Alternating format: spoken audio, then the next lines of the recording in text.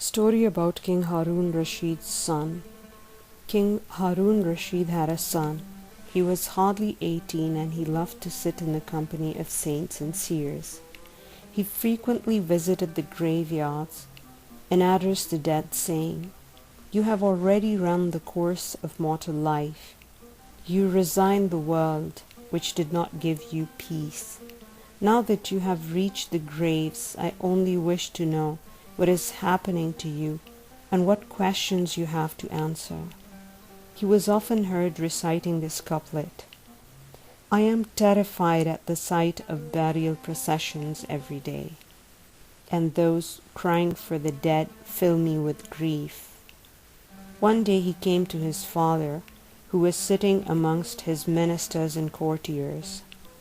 The king's son had wrapped his body with a piece of coarse cloth and had a turban on his head. "This mad child has degraded the king in the eyes of other kings," whispered the courtiers. They asked the king to admonish his son so that he may reform himself.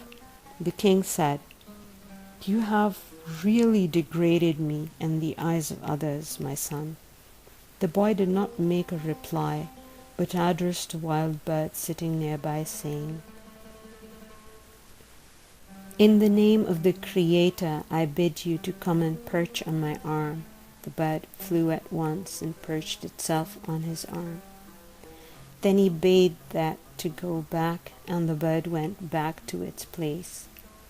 Addressing his father, he said, "The way you love this world has in fact made me hang my head in shame, and I have decided to part with you."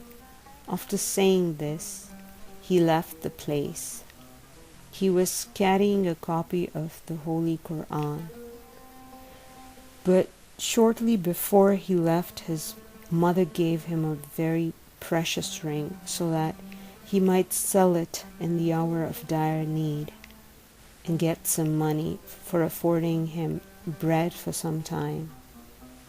He bent his steps toward Basra and started working among the laborers. He only worked once a week and made himself live on his one day's earning for 8 days. He got a little more than a rupee for his labor and did not claim more than that. He spent very little to keep himself alive. Abu Amir Basri says that one of his house walls had collapsed and he was looking for a mason to have it rebuilt. He saw a handsome young man sitting and reading the Holy Quran. "Would you work for me?" he asked the boy. "Yes, I will. Men are born to earn by the sweat of their brow. Tell me, what can I do for you?" said the boy. Abu Amir said, "I want you to work with mortar." The boy said, "I will get a rupee and its 6th part as my daily wage, and will not work during the prayer times." Abu Amir accepted both these conditions and engaged him. He says that when he learned after the evening prayers that the volume of work done by him could not have been accomplished by 10 persons, he gave him 2 rupees more than the stipulated wage. The boy refused to accept the additional money and went away. After taking what was agreed upon, the next day, he says, he again started looking for the boy, but could not find him.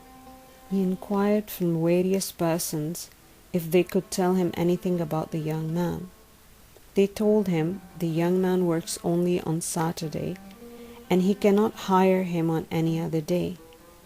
Abu Amir says that after judging his work, he was so enamored of the boy that he stopped the construction for a week. On Saturday, he again started looking for him. He saw him reading the Holy Quran as he had seen him earlier. He greeted him and asked if he would like to work for him again on the basis of the agreed terms. He said he will work and thus resume the task he had discontinued. Wondering at the volume of work done by the boy previously, Abu Amir became curious about the method of his work. He hid himself at a place from where he could watch the boy working without being seen by him. He saw to his utter amazement that the boy was pasting mortar on the wall and the stones were automatically arranging themselves in line. Abu Amir says that he was convinced that the boy was a saint, because only saints are helped by unknown powers in their work. He says in the evening he gave him 3 rupees, but he refused to accept this wage, saying that he did not need the additional money. He took his 1 rupee and its 6th part and left the place. Abu Amir waited for him for another week, and on Saturday he started looking for him again. There was no trace of him. He inquired from various persons, and ultimately one man informed him that the young man was lying sick in a jungle. Abu Amir offered this man some money for helping him to locate the young man. He agreed to accompany him, and they reached the jungle. He saw him lying half conscious on the ground with a piece of brick supporting his head. He greeted him but had no reply. He again addressed him, and the young man opened his eyes as if he had recognized him. Abu Amir lifted his head a little and placed it in his lap. The young man took exception to this and said, "Don't be deceived by the worldly comforts. Life will soon come to an end, and we will part with these comforts. Whenever you see a dead man being led to the grave, remind yourself that one day you will also meet your end."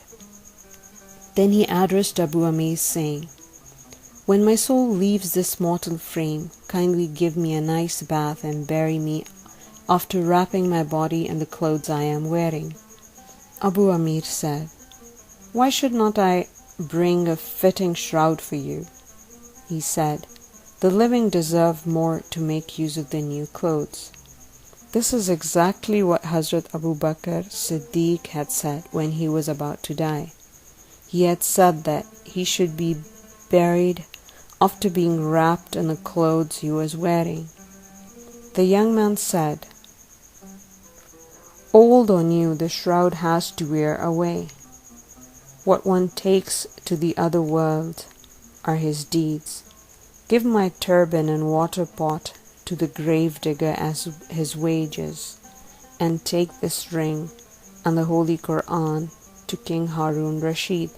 Take every care that you hand over these things to him personally, telling him that they were pledged to you by a wandering boy."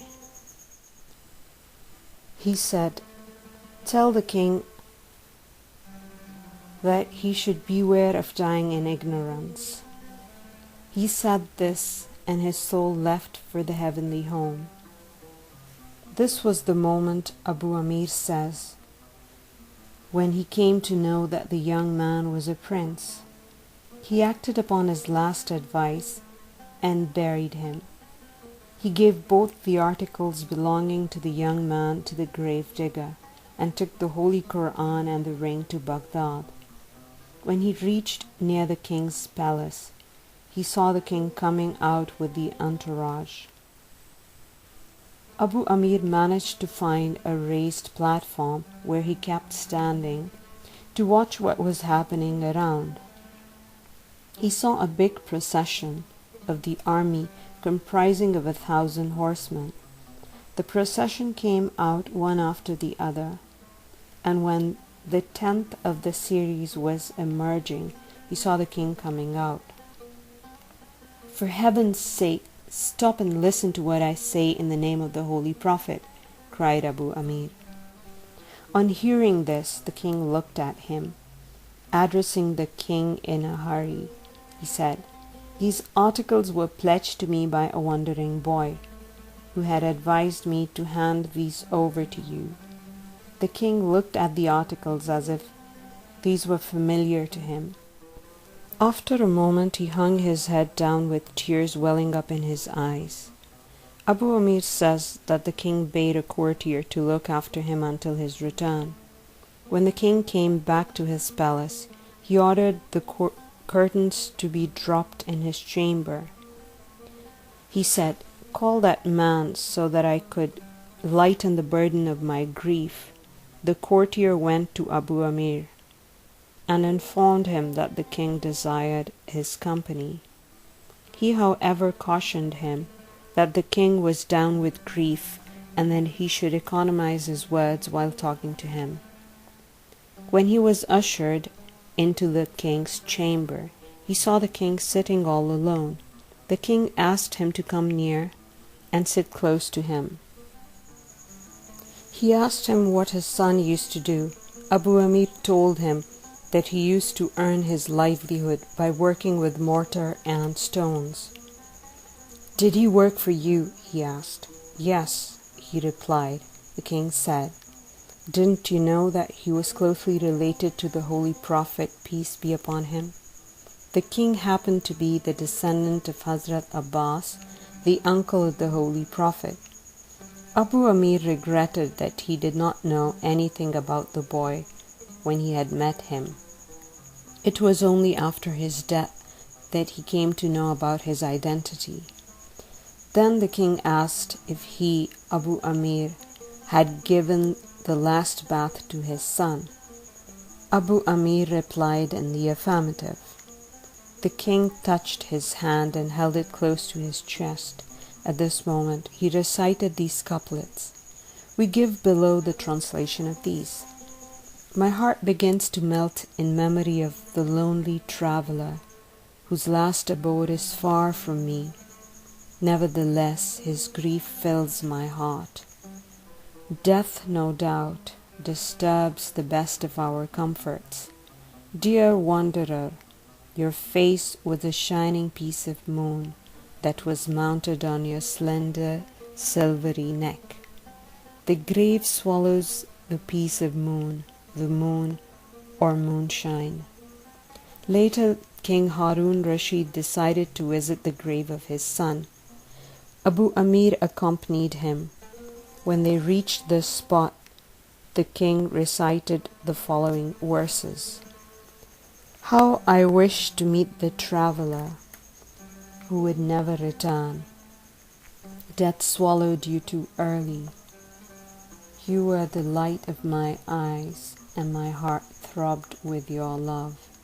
Your father will soon taste the cup of death in his old age, which you already tasted in your youth. Everyone has to take his cup sooner or later, no matter one lives in a jungle or a city. We cannot but praise God, who has no peer. It is He who commands our actions. Abu Amir says that after he had said his prayers at night, he went to sleep and saw a dream. He says that he saw a fountain of light that transformed itself into a silvery cloud. He saw the face of the young man emerging from the cloud. The boy addressed him saying, I pray that Allah the Exalted should compensate you for the good you have done to me. Abu Amir asked him how he was feeling after bidding goodbye to the mortal world. The boy said that he had been included among the blessed. He said he was enjoying the blessing that no one living could perceive or comprehend. Hazrat Abdullah bin Masud says that those who defy sleep, praying the whole night, have been promised such things by Almighty Allah as no one has ever heard or seen. According to the Holy Quran, no one can even dream of the pleasures that are in store for the blessed in the world hereafter. The boy told Abu Amir in dream that he could have access to the heavenly pleasures if he followed the path that helped him to sever his ties with the worldly existence. According to another story, when someone asked King Harun Ar-Rasheed about his son, he said, "The boy was born much before I became the king. The boy was well versed in the Holy Quran and other branches of knowledge. His mother had given him a precious ring, which he could not put to any use, and thus returned it before he died. He was very obedient to his mother."